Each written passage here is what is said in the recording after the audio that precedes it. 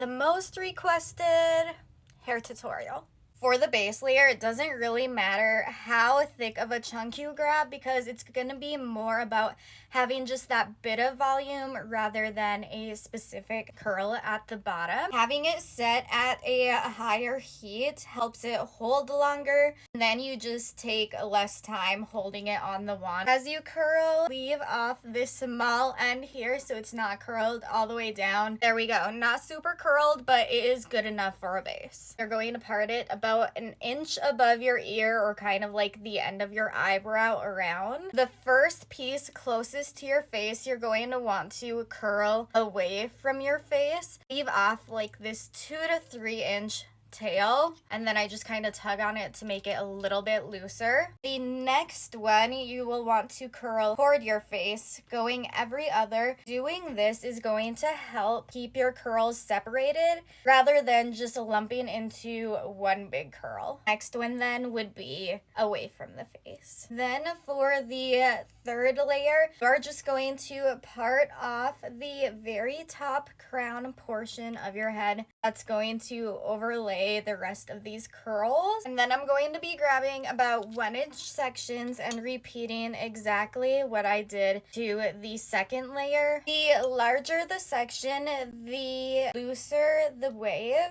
Smaller the section, the more the defined curl will be. So it's all on what look you're going for. Also, if you don't want it to be as polished, you can make it look more beachy by twisting your hair and curling it that way, and it just is going to give it a little bit more of an undone look.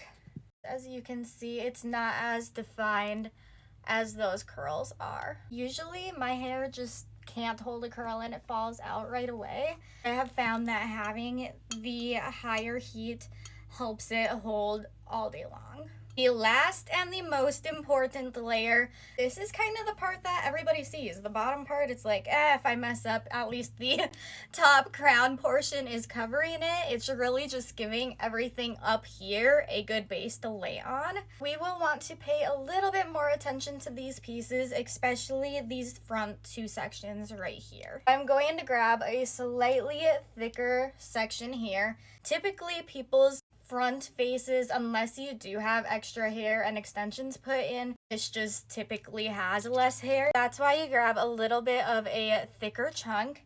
You're going to space this curl out a little bit more, so then it's going to be looser. Leave that tail, tug, and then it's just going to have that really nice and loose wave like so. All of these pieces, rather than going every other, you're going to curl them all away from your face. 1, 2, 3. There you go. Another little tip is to not wrap your hair over the top of each other like this, because it's not going to hold as well.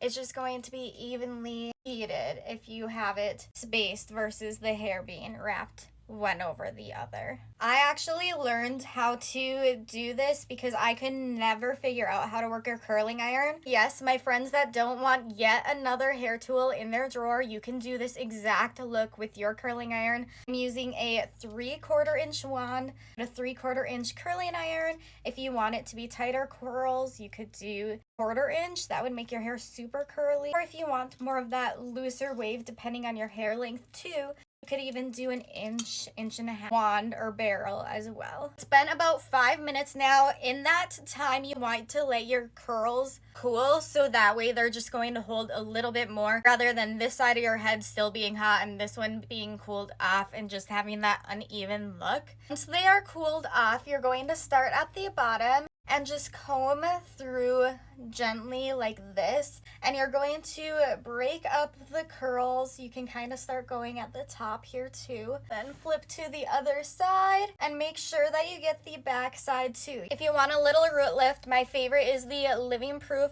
Volume Texture Spray, and I just do that at the roots and rub it in.